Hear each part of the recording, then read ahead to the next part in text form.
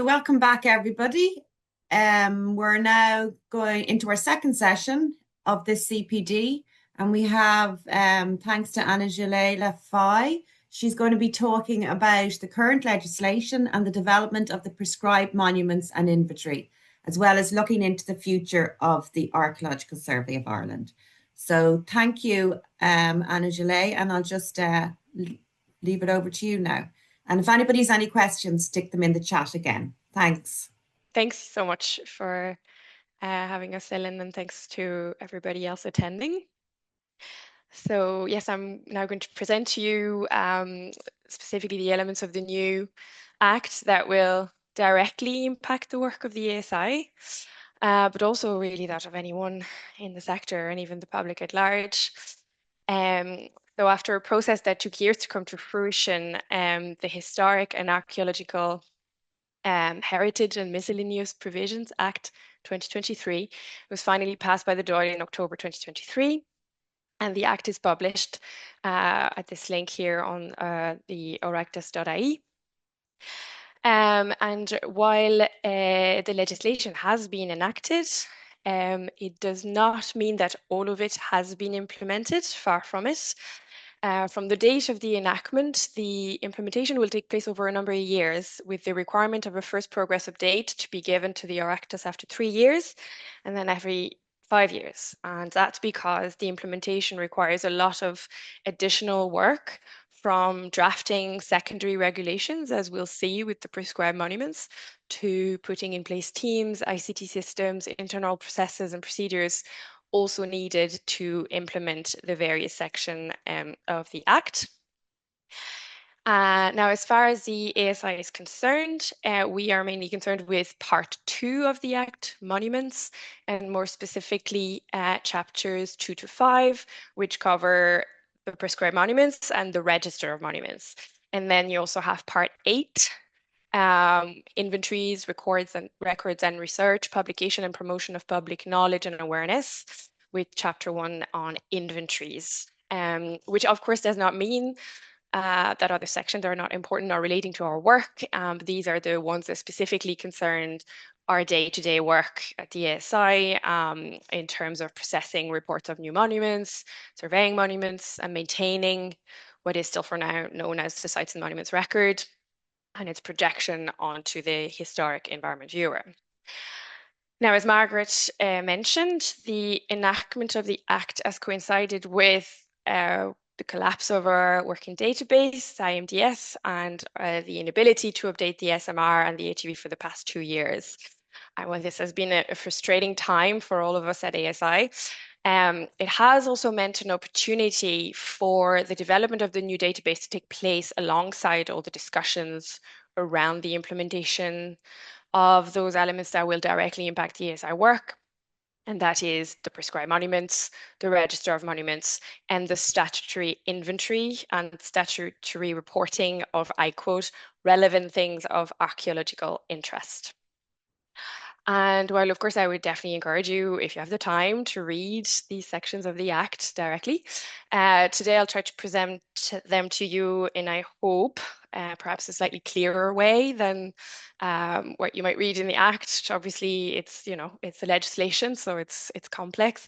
And I'll present how they relate to each other and what they mean for our work in ASI, but also for any of you and any interested members of the public with regards to reporting monuments, what monuments we're talking about, and what the legislation also means in terms of their protection. Now, currently, as we were talking about, and as you know, monuments are protected by being entered in the record of monuments and places, but that has not been really updated and published for a number of years, and the Site and Monuments Record maintained by the ASI and its projection on the Historic Environment Viewer has been used as the working record of monuments, of archaeological monuments, under the current legislation. And with this idea, if there's a red dot, that there is an archaeological monument, and a Section 12 notification is required for any work proposed or any other monument, specifically within what's what's become known as that zone of notification, which are visible on the HEV and have been mainly used to determine the extent of archaeological potential around a monument. But as we were saying, it actually does not have really a basis in law in the current legislation, but it has been a useful tool, of course, and it is one of the elements that are going to be changing as part of the implementation of the Act. So having said that, dive in. So I like to think of the prescribed monuments, the inventory, and the register as three really related layers.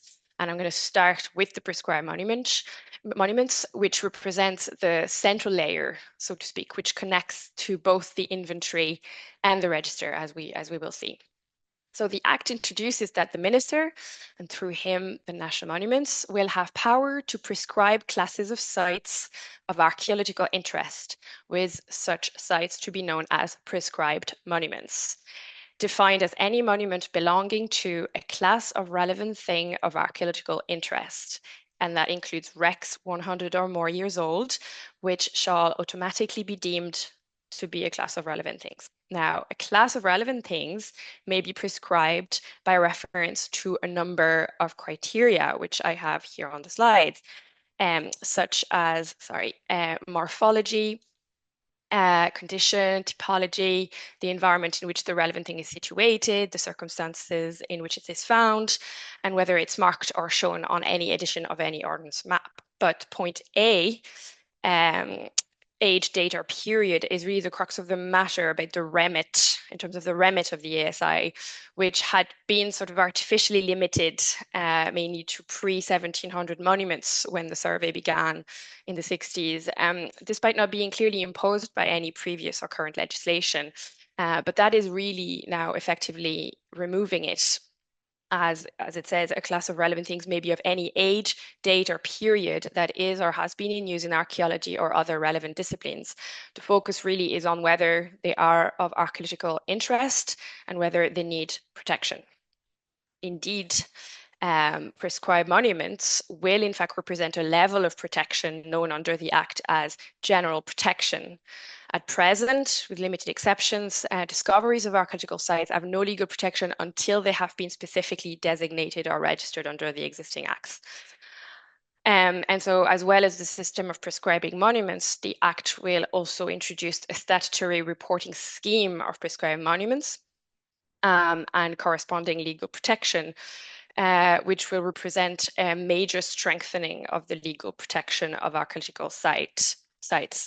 The new system will be equivalent to the existing system for archaeological objects or historic wrecks, which are automatically protected without a need for formal designation or registration. And it will be a statutory legal requirement to report any such monument belonging to a class of prescribed monuments.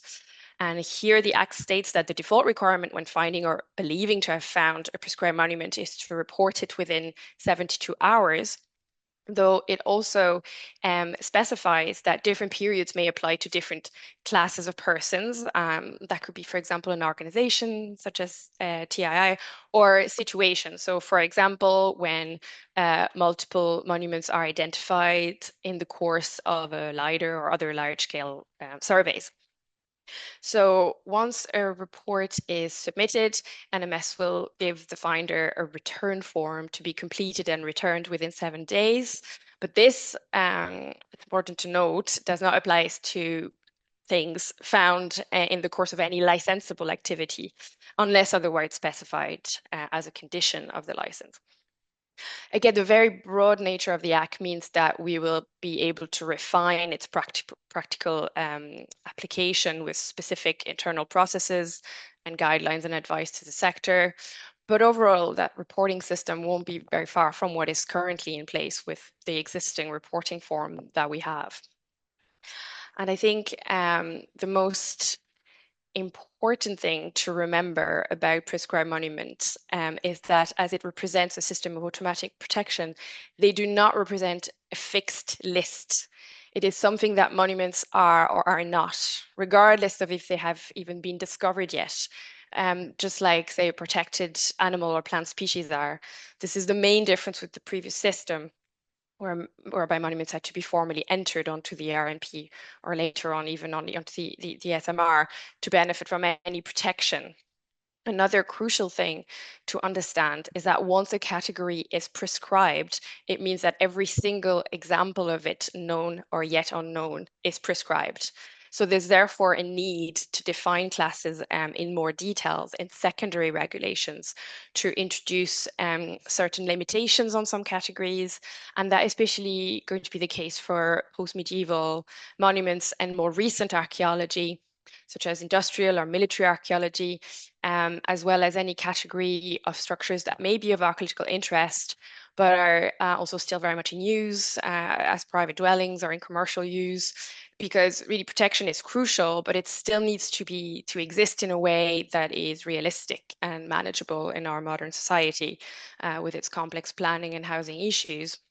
So again, there will be no such thing as a list of prescribed monuments, but that what there, because that's not a finite thing, but what there will be is a list of classes of prescribed monuments. So think those ASI classes of monuments, but broader, with monuments of similar nature grouped together. And the secondary regulations that will list them has been drafted, but it is going currently through some stages of approval. There'll be a public consultation probably later this year. And while we can't share it all with you, I can give you some general idea of what it will include. So first of all, while we are getting rid of that 1700 limit, it will still be used as a way of easily determining those categories for which every single example will be prescribed.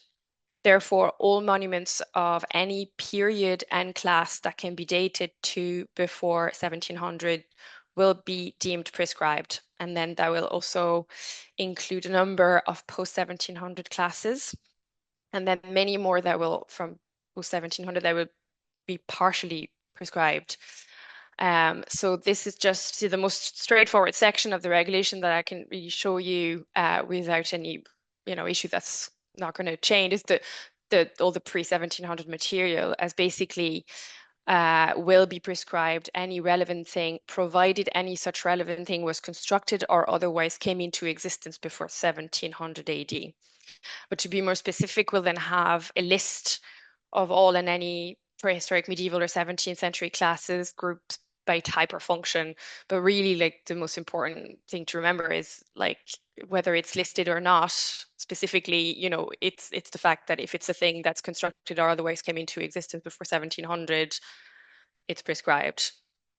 And when it comes to post 1700 heritage, there are some categories that will also almost entirely be prescribed too, such as, say, signal towers, sweat houses, ice houses, or even lime kilns. Although there might be some date limitation in terms of, like, say, 1900, for example.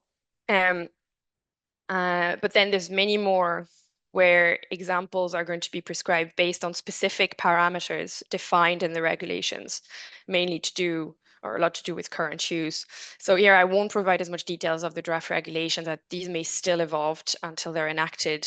But you'll have categories with a date limitation, such as whether monuments were in existence before a certain date and disused since a certain date, which will be the case, for example, for military and industrial heritage. And I just put here a few example to do with military heritage, and also things like clan settlements, mills, forges, or structures related to industrial production, if they're marked on the first edition survey and if they're disused continuously. So this, just to give you some examples, like, that's just very few examples, just to give you an idea of the breadth of monuments and structures that will become prescribed. Um, but now, does that mean, obviously, that monuments outside of those criteria cannot be protected? Not at all. These are simply provisions for those monuments that need to be, or that will be protected automatically without any other formal process than just existing. And that leads us to the next layer, which encompasses the prescribed monuments, but not only, and that is the register of monument. So in addition to the system of prescribed monuments, a statutory register of monuments will be established and maintained.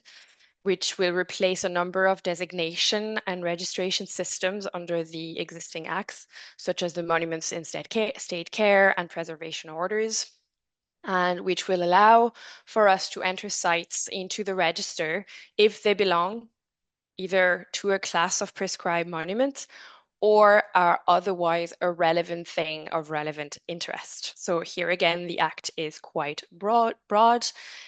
Relevant interest may mean anything of known or potential archaeological interest, but not only. Also a relevant thing of architectural, artistic, historic, or traditional interest. While a relevant thing may mean a number of things, which I've listed here, in terms of structure, any structure, wreck, ritual, ceremonial site, any site where a historic event took place, any battlefield, any site with legendary or mythological association, etc. So very broad. And this means, as I previously mentioned, that of course post-1700 monuments, building sites of importance that are interest that cannot be prescribed because, for instance, they are in use, may still be protected by being entered in the register. So even like say a 19th century house of particular historic interest, for example. But the main difference between the register and the current RMP is that the Act introduces a statutory process of consultation with the landowner when a monument is being proposed for inclusion in the register. And then sites entered in the register will be known as registered monuments. And the default legal protection applied to them will be same as I mentioned for prescribed monuments, general protection, meaning any work at or near them has to be notified to the National Monument Service. Where merited and based on criteria set out in the Act, special protection can be assigned to a registered monument. Registered monuments that are in the ownership of the minister or a local authority will automatically have special protection, such as all current national monuments. And special protection, same as it is now, really will mean that works to a monument cannot be carried out lawfully other than under and in accordance with a license.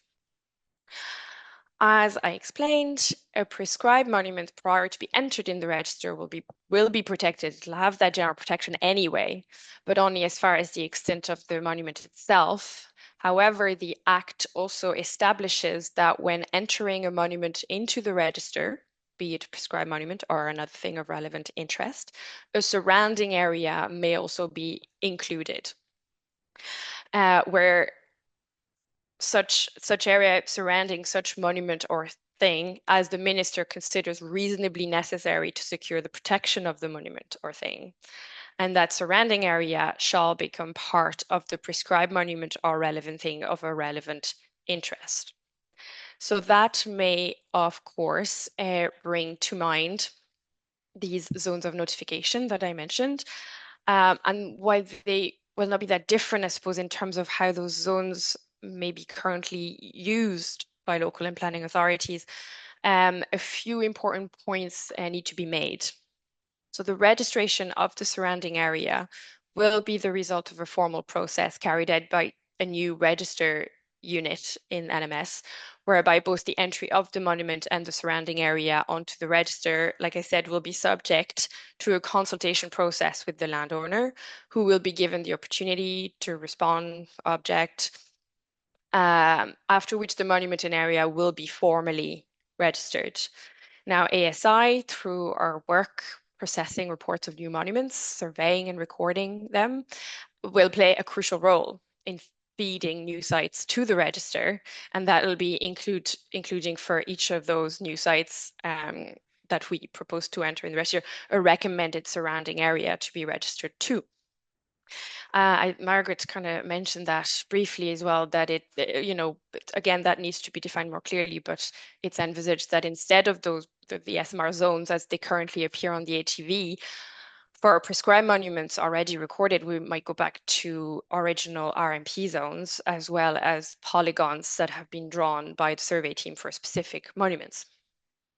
And so while these areas may eventually appear on an updated version of the HEV, I think the implementation of the prescribed monuments and the register will mean eventually moving away from the use of the SMR data and SMR zones as they are displayed on the HEV as a representation of protected monuments to be used, for example, in the planning process. This also means that monuments that are currently recorded, that are not entered in the register, will not have an associated registered area, though they may still be part, of course, of that the inventory of relevant things of archaeological interest, which is the final layer introduced by the new legislation, and which I will talk about now. So just to recap first, before moving on to the inventory. So you have your prescribed monuments, which have automatic general protection, but which once they are formally entered onto the register, along with the surrounding area, also become registered monuments. And so while all prescribed monuments may be registered, not all registered monuments belong to a class of prescribed monuments, as the register will also include all things of archaeological interest, but also things of architectural, artistic, historic, or traditional interest. So that third and final layer then is what the Act calls the inventory of relevant things of archaeological interest, which is currently in the process of receiving a more formal name, which is likely to be something a bit more palatable along the lines of National Archaeological Inventory, though that still needs to be firmly decided. And this is one of 3 statutory inventories established by the Act. So the relevant things of archaeological interest, the architectural heritage, the inventory of archaeological heritage, which already exists. That's the National Inventory of Architectural Heritage, and that will continue as it is. And then an inventory of wrecks of archaeological or historic interest. Now, I think the most crucial thing to know about the archaeological inventory is that while it is statutory, that is, it legally must exist, it does not convey any legal protection to any monument included in it. In reality, of course, most monuments in the inventory will be a prescribed and or registered monument benefiting from general or special protection, but not by virtue of being in the inventory. The inventory will only be for the purpose of recording and disseminating knowledge and information, and that is all. And so in the HEV3, the updated version of the HEV, the sites and monuments records layer will be renamed after whatever is the name we do settle on for the inventory. So say if it's National Archaeological Inventory. And while it will de facto remain the only data set of archaeological monuments available to the sector, once the prescribed monuments regulations are enacted and the register launched, the HEV must not be viewed, and that, sorry, not the HEV, but the layer, the inventory layer must not be viewed anymore as a representation of all protected monuments. Um, and in the meantime, I think so it's important to get used to that idea that eventually in in a not too far away future, a red dot will not always equal a protected monument, but also that at the same time, the HEV is not going to equal the inventory either. The inventory will be a layer on the HEV. Another might be registered monuments with their surrounding areas. This will all have to be worked out. But really, the important thing is both of these lists, the inventory and the register, they will exist separately from the viewer, the HEV. Um, in short, all known prescribed monuments will will be listed in the inventory and eventually entered into the register. But just as the register will also be comprised of other monuments of various interest, in the inventory will also be other things of archaeological interest, and of those, will be entered in the inventory will also be other things of archaeological interest, and of those, many will be entered into the register too, therefore becoming protected. But in addition to those and to all known prescribed monuments, you may also have a portion of monuments in the inventory that are neither prescribed nor entered in the register, but that ASI has considered of archaeological interest, perhaps with the ultimate aim to be entered onto the register, but not necessarily. It may also be that such monument is otherwise and perhaps better protected, such as being on the record of protected structure, for instance. But the main thing really we want you to take away here is that the inventory will not be conferring that protection. And we are currently working out the finer details of the inventory, what it will look like, the workflows associated with it.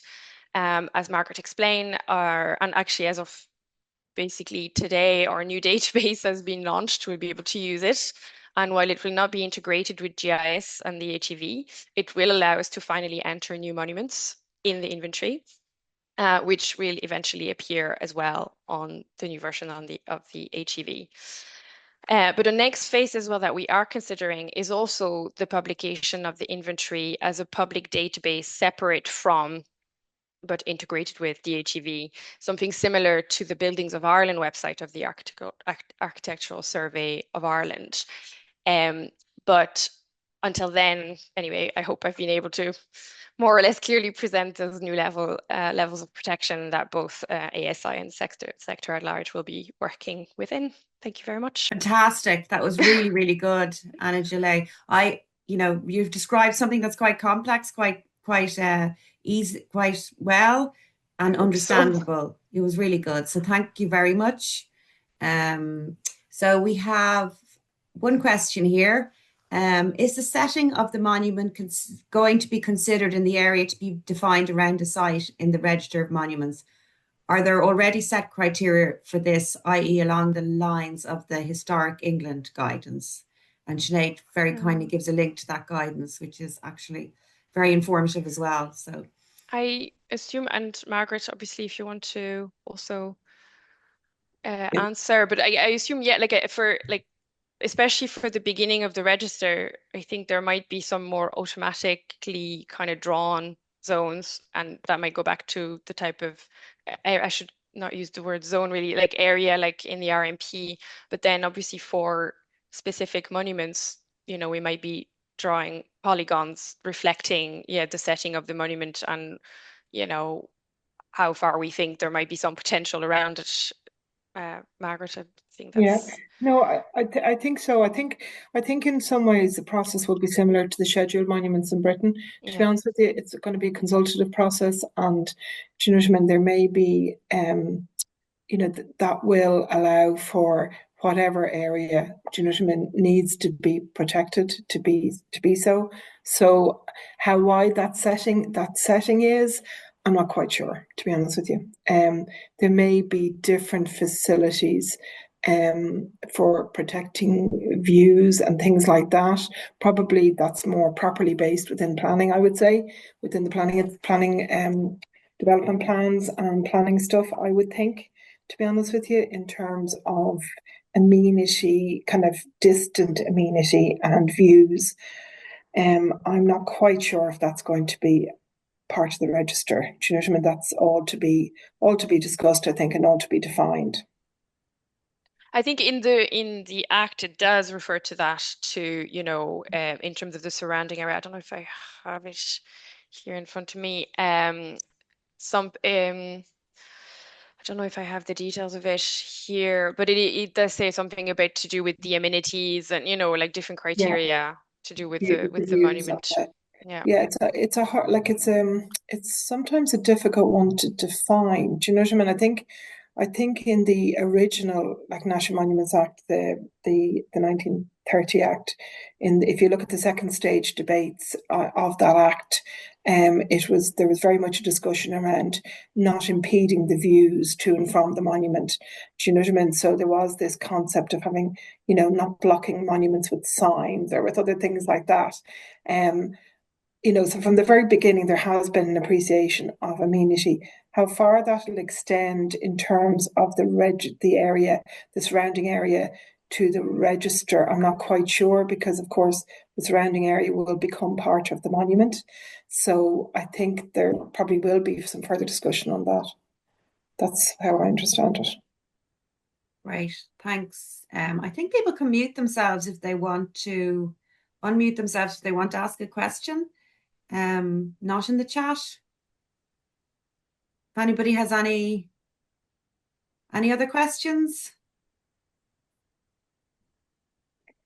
It's great if it means it made sense. I'm glad. Oh, No, great. really, it was really well Clear. detailed. For the upland sites, Margaret, I found really interesting that you're Yeah, focusing in on them as well, because just with all the wind energy, and yeah, I was involved in something on an upland site up the north as well. And it's very yeah, hard, yeah, there's very few monuments known on these sites because they are, upland in their way. So yeah. are you going to undertake a survey in these areas, or are you just relying on people informing you of sites that they've discovered? Yeah, I think, Ellen, to be honest with you, we're going to have to kind of, I think, do actual survey work in some of the uplands, because now there will, it's not only the wind farms, the peatland restoration is going to Yeah, be a big thing, particularly in uplands, in Blanca Bog areas, like National Parks and Wildlife Service are already hoping to do restoration of parts of our uplands. So we're saying to them they have to carry out archaeological assessment, and that actually what's on the maps and what's in the records doesn't necessarily reflect what's in those landscapes, because obviously the Ordnance Survey didn't map features as closely in the uplands, and unless there's been a reason for, when the archaeological survey followed the map based SMR, so they were only visiting where there were no monuments. So the uplands are kind of our poor relations. But I did mean to say as well that, look, there's monuments out there everywhere, because the SMRs were desk based. You know what I mean? So when I was doing my thesis 40 years ago, I found 125 monuments in quite a small area. And it wasn't because I was a genius, it was because I was cycling around and they were out there in the fields and you could see them. Do you know what I mean? So there's always so much potential, what I mean, for archaeology. But yeah, I think we may have to, and maybe I'll share my slide about the future. Yeah, so like, to follow on from Ellen's question, look, the uplands I think are a poor relation. We know we've got gaps, do you know what I mean? So like, we're going to write a paper basically, and it's going to be put out for consultation in terms of a future strategy for the ASI. And we would really welcome, when we get to a point where we can circulate it, we'd really welcome the Institute's feedback on it. Because we want to serve the needs of researchers, of consultant archaeologists, of, people in the field, and obviously of the public in terms of what's needed. So looking at the gaps analysis, look, we know the post-medieval we need a lot of work to be done for post-medieval material. Emma Cayman's going to kind of lead a barrage in Dublin on that. He's going to just start updating in terms of post-medieval archaeology, uplands. Crannog survey, we've crannogs all over the country that have been uncovered. We've got one person, Anne Caroline Distel, who's sent against in loads of crannogs. They haven't been visited since Victor and Mick were rowing their little dinghy 30 years ago. So we'd like to do an integrated survey with the underwater unit, because we think obviously it'll need allied dive survey and possibly like the peatland surveys, we possibly sampling for dating purposes. So we know that in some counties where some of our team have done tremendous work, and I'd like to shout out Mick Moore in relation to this, in terms of incorporating the results of excavations and geophysical survey into the record. That's not the case for all the counties. Do you know what I mean? All of our counties were developed in such a hodgepodge manner that there is variations in standards across them, and we're going to have to try and bring them all up to a baseline. Results from LiDAR surveys, Jean's hoping to set out a contract to have a look at some of the LiDAR in Waterford, so that we can get the field survey of the LiDAR sites to see what the percentage of possible LiDAR sites are actually archaeology. So all of these, we need to quantify the scale of what's required and the resources that we would need to achieve, a fuller record. So we're going to be preparing a draft consultation document, and look, we're totally dependent on the industry to come back to us in terms of consultation on that. Like, we're not, we really value other people's opinions and ideas. And yeah, That's that's what I great, do. Margaret. Yeah, thank you. James has his hand up. Oh, sorry, All the James. questions are coming in thick and fast and thick. Hmm. Hi, James, can you hear me there? yeah, you can hear Yeah, can you. you Yeah, sorry, I have no camera, but thank you, Margaret and Julie, for two very interesting talks. And I suppose the my question relates, I suppose, to notification, Margaret, and I did hear? notice, or it was actually in Julie's presentation, about reference to the submission of forms and so on. Given that so many of us now work in the geospatial data space. I think to have some sort of an agreed data structure so that particularly professional archaeologists or members of the institute could submit spatial data which would be easy for you guys to integrate into your systems, I think is definitely the way forward. Yeah. Now, obviously, in dealing with members of the general public, a traditional type form is probably still appropriate, but I suppose for those of us working in industry, to have Yeah. established fields and attribute tables, that can Yeah. be easily added into a GIS, which can then output the data you require in the format that you require. It will save us all time and Absolutely, money. Yeah. No, James, no, I agree. Like we were discussing recently having an app on the HEV as well that people could submit stuff through, but there's also, I don't know, there seems to be security issues with the department with that, with using something like that. But certainly when it comes to people who have, serial reporters, do you know what I mean? We obviously, we will accept Excel yes. spreadsheets and, you know what I mean, something maybe Yeah, I even. think the act is broad again. Like I was saying, like we are really free to sort of like refine the processes, and adapt them to various, categories of people or whatever. And like there's just going to be it's just the fact that there has like this statutory reporting, that's the most important part, that, people report the monuments, like, and then we can refine and adapt and make put in place processes that will be the most practical for everybody. Yeah, like I think that's the most important. Thanks. Thanks, James.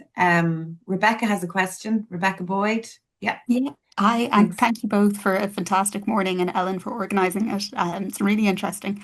I suppose this is something that just came up looking at your future strategy slide there, um, and the recent publication of all the urban archaeological surveys. Do you see any need to look at the urban record again, the urban surveys? Oh God! Oh Oh, yeah. don't. Yeah, I know. You're singing. You're singing yeah. You're singing from the right hymn sheet. Absolutely. Look, I mean, our urban stuff. I kind of despair, to be honest with you, a bit, in the sense that I just feel that somewhere somebody got the idea that our historic towns, that a lot of the material was gone. It's not. It's all there. Now, what I have done is we've commissioned some surveys looking at planning files, but it's laborious. It takes a lot of time. Do you know what I mean? Because in fact, embedded in those planning files are often much more extensive accounts of the archaeology, the medieval archaeology, the later medieval archaeology, post-medieval archaeology that's in the towns, that's upstanding. So yeah, look, that's a real focus. If I can manage to do before I retire, or maybe after retirement, myself and Nikki Matthews are working on a publication in terms of kind of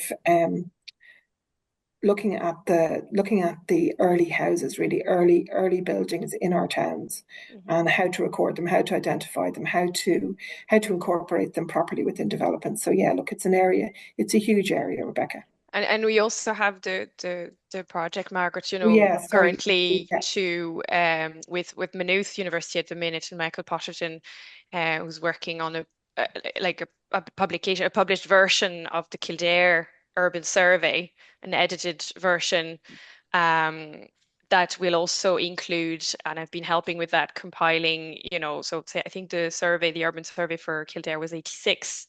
So I've compiled all the archaeological interventions and activities that have taken place since then, which is literally like in the hundreds, and hopefully will also be including in the book. And like the idea would be to do that, fingers crossed, and hopefully we can do that for each counties. And like for Kildare, the county council and heritage officer are involved, and like that we'd have a template then for each county for the existing survey to be Yeah. published as, properly published, which they never have been properly Mm. published, and to have, a sort of an update as well on what has been done in since the survey were published, with maybe eventually, and again, like that's kind of long-term projects to maybe, yeah, kind of like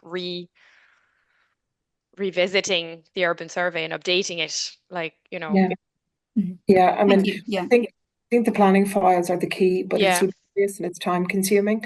It just takes an awful lot of time, but there's a huge wealth of embedded information in those, and they're publicly available. Do you know what I mean? So, we should be using them. Great. Thanks, guys. And I'm delighted to see a question from a student. So it's great to have the students involved in these CPDs as well. So she just wanted to ask, in terms of careers in the National Monument Services, how essential is it to have a driver's license? She's currently studying archaeology and keen to be out in the field, but a bit apprehensive of driving. So, Okay. Well, look, it is important to have a driving license, to be honest with you. I have to be honest. It won't be a criteria, I wouldn't think, in any job application. Do you know what I mean? In any application process, I don't think that would be even looked at, to be honest with you. But do you know what I mean? Once you get, once somebody joins the National Monument Service, there are people in the National Monument Service who don't drive, but and even people in the survey who don't drive, but it is an impediment, And when I got one of my first jobs in the Irish Archaeological Wetland Unit, Ellen, you'll remember, myself and a colleague, Dave didn't drive, and we were told we had to get driving within something like 2 months, and we did. I can't say we were very good drivers, but what I would say is just take your courage in your hands and look, in order to get out to those monuments, it is really important to drive. yeah, thanks. I cycled, but now there's electric bikes, Margaret. Exactly, it'd be much easier. Maybe an electric bike.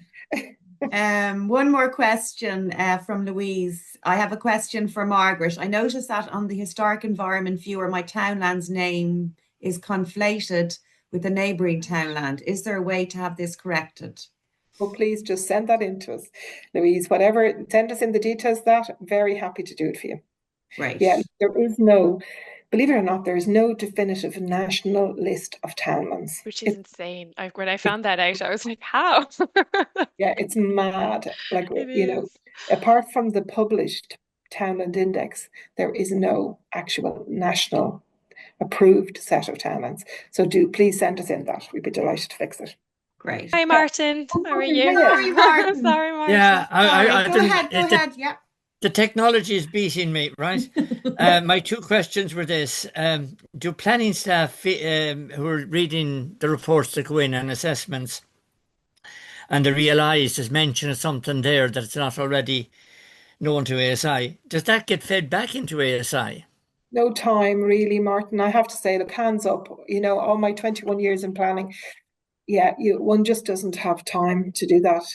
Possibly it could be, I don't know, maybe we should talk to the planning archaeologist and see, is there a simpler way? The way Mick approached it was he just looked at, he took a list of licenses from the years and just went through those methodically. I think look, and not to be too, this could be years, I don't know, but like I think the goal of what we would want eventually is to have a more integrated system whereby when people submit a report of a licensed activity, it would be done online, and then there'd be a section new monuments, and then that would be fed back automatically to us. We would know, but like I mean, that's not something that's obviously but I think that's the goal. I think that would be the ideal kind of situation. I have two more. Ones, if I may. I know the answer. I know the answer to the second one. It's the same as the first one. Is ASI checking publications, journals, booklets that come out, local stuff that contain masses of information? Yeah, it Or really is Try, is. the state try. sort of dumping the work Mm. back on the ordinary people to report sites? And No, no, in there's another fairness, part of it, Margaret, we'll yeah. finish this bit. Um, Graveyard cleanup schemes. God mm, knows what they're finding. mm. Oh, yeah. And Community Okay. Monuments Fund, God knows what it's finding. No, Sorry? absolutely. Look, Martin, there is so much resources. You're right. Look, what I can say is Science Monument Record Office did examine all documentary sources. We are currently have huge gaps in terms of that. Do you know what I mean? Look, there are huge gaps in terms of what's been published since the 90s. You're right. And it needs to be done. Some individual officers are doing it as they can. Some counties are better than others, but generally, as I say, we have a job to do in bringing stuff up Yeah. to a baseline. I will say though, Martin, like if Mm. you're publishing something, obviously like for existing monuments, we can try and go and get, the new research or whatever. But if it's about things that are not yet have been reported, especially under the new legislation, it is on the person who has knowledge of a monument to report it. If it's not, that's the statutory reporting of Well, Environment, yeah. that is putting a if it's huge just in a publication, that doesn't, you'd still have to tell us that, that's how the system would work, I suppose. that is putting a huge imposition on the ordinary people and on editors of journals. Well, It is no, it's not the editor. It's really about the editors, person researcher. who Mm. has found a monument to tell us about it. Like that's the thing. Yeah. And And it if it's is, in an article, like if everything, the information is in the article, it could just be about sending the article, I suppose, right? And then Well, but it's just that it's, I don't know, I suppose Margaret, you'd agree that in terms of capacity, it's just not, we don't yes, necessarily have the resource and capacity to go, and like we don't even have access. A lot of journals are not mm, accessible, well, open Finbar Moore access. used to always get the Sligo Field Club Journal, which is the one thing I'm particularly involved in. yeah.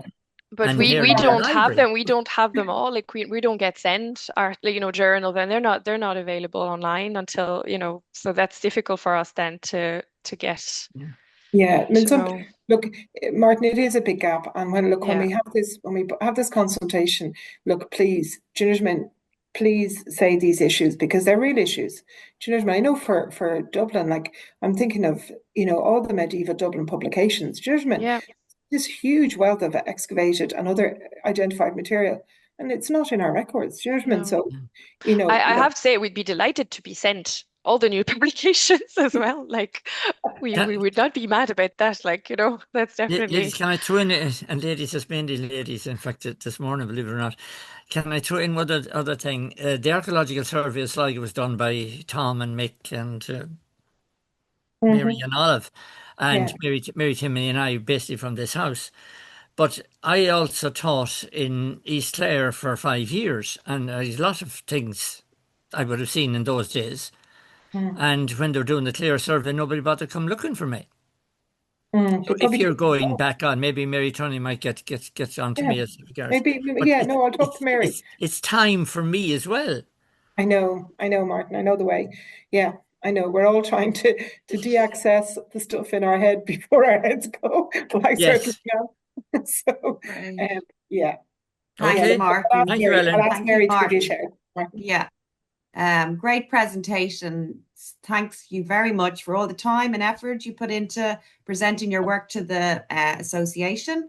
So it's Oh, and there's exactly a 12. question from Oh, is there a Sinead. question? Well, there was Sinead Marshall. Down the line, the facility to upload polygons Oh, of sorry. site, trench, extensive investigation, etc., would be amazing. I suppose that's kind of what they do in Northern Ireland, isn't it, Margaret? They have, Yeah, and that would be yeah. amazing. It would Yeah, be amazing. That's something we need to look at. Yeah, yeah, that would be like that's an enormous yeah. amount of work as well to kind, but like, yeah, that's something that would be extremely helpful. Really is. Yeah. Yeah, Yeah. All this feedback and working together is brilliant yeah. as a Great. profession. So thank you very much. Just Thanks, to Anne. say, our next CPD is on the 1st of October. I think it's really important as a profession that we get all our amazing sites and exciting excavations and all our work out into the public. So the next CPD is about social media in a bundle. helping you to get all your information out into the public in an appropriate way. So he's going to go through social media versus traditional media, the 7-day rule, the rise of social networking, video publishing, media, Twitter, X, LinkedIn, TikTok, knowing your message, branding versus marketing, and knowing your audience. So it's a really important CPD, I think, for everybody to come to. 1st of October, 10 to 12. And yeah, that's it from me. And thank you so much again, Anna Gillet and Margaret. And I'll have it on. Thank you, Ellen. This will be taped and we will put it up on the website as an excellent resource. Okay. Okay. Thank you very much. Bye. Thank you. Thank you. Bye.